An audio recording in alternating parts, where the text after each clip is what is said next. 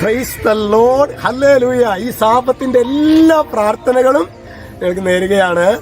ഇന്നലെ ഞങ്ങൾ കുറവിലങ്ങാട് ഭരണങ്ങാനൊക്കെ പോയായിരുന്നു കേട്ടോ. അപ്പോൾ ശരിക്കും കുറവിലങ്ങാട് വന്നപ്പോഴാണ് ഈ വീഡിയോ എടുക്കുന്നത്.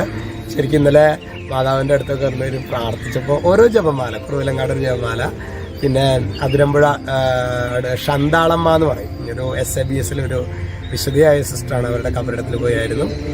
പിന്നെ അതിരമ്പുഴ ബെനഡിക്റ്റ് ഓണംകുളം മറിയക്കുട്ടി കൊലക്കേസ് എന്നൊക്കെ കേട്ടിട്ടുണ്ടായിരിക്കുന്നത്. അതിൽ ഈ ബെനഡിക്റ്റ് ഓണംകുളച്ച് അതിന് പ്രതി ചേർക്കപ്പെട്ടതാണ്. അച്ഛനെ കുമ്പസാരത്തിൽ അറിയാമായിരുന്നു, ഈ കുമ്പസാര രഹസ്യത്തിൽ അറിയാമായിരുന്നു ആരാണ് മറിയക്കുട്ടിയെ കൊന്നതെന്ന്. പക്ഷെ കുമ്പസാര രഹസ്യം കാക്കുന്നതിൻ്റെ ഭാഗമായിട്ട് അച്ഛൻ അത് പറഞ്ഞില്ല. അങ്ങനെ ശരിക്കും ജയിൽവാസമൊക്കെ അനുഭവിച്ച ഒരു അദ്ദേഹത്തിൻ്റെ കബറിടത്തിൽ പോയിട്ട് നല്ലൊരു കുമ്പസാരത്തിൻ്റെ കബറിക്ക് വേണ്ടി പിന്നെ ഭരണങ്ങാനത്ത് ബലിയർപ്പിച്ച് പ്രാർത്ഥിച്ചു. അപ്പോൾ ഇതിലൊക്കെ നിങ്ങൾ ഓരോരുത്തരെയും ആത്മാവിൽ കണ്ടുകൊണ്ടാണ് കേട്ടോ പ്രാർത്ഥിച്ചിട്ടുള്ളത്. ഹല്ലേലൂയ.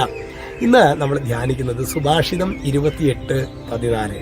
അവിടെ വചനം പറയാണ്, നിരന്തരം ദൈവഭക്തിയിൽ കഴിയുന്നവൻ അനുഗ്രഹീതൻ.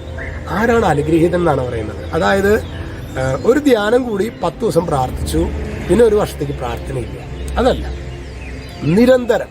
അത് ഈ പരിശുദ്ധാത്മാവിൻ വരുമ്പോൾ നമുക്ക് കിട്ടുന്ന ഒരു ഗിഫ്റ്റാണ് സഹോദരങ്ങൾ, നിലനിൽപ്പിൻ്റെ ഫലം. നമ്മുടെ അഭിഷേകം എന്നൊക്കെ പറയുന്നത് ഈ നിലനിൽപ്പാണ്.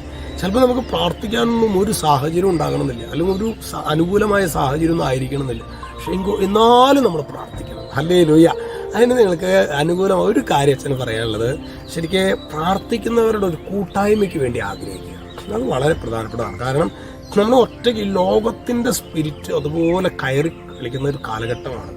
എന്നോട് കഴിഞ്ഞ ദിവസമൊക്കെ ഒരു സഹോദരൻ പറയുന്നത്, എന്താ ചെയ്യുക ഈ ജനുവരി മാസം എന്ന് പറഞ്ഞു കഴിഞ്ഞാൽ. അപ്പം ഞാൻ എന്താണ് ഈ ജനുവരി മാസത്തിൻ്റെ പ്രത്യേകം ഞാൻ ചിന്തിക്കുന്നത്. അത് പറയുന്നത് ഈ തിരുനാളുകളും ഒക്കെ ചിലപ്പോഴൊക്കെ ഭയങ്കര സ്കാൻഡലസ് ആയിട്ട് പോകുന്നു, എൻ്റെ തന്നെ വിശ്വാസം മങ്ങിക്കൊണ്ട് പോകുന്നു എന്നൊക്കെ ഒരു വ്യക്തി ഇങ്ങനെ ഷെയറിങ് നടത്തിയപ്പോൾ എനിക്ക് തോന്നുന്നു അദ്ദേഹത്തെ കുറ്റപ്പെടുത്താൻ പറ്റില്ല.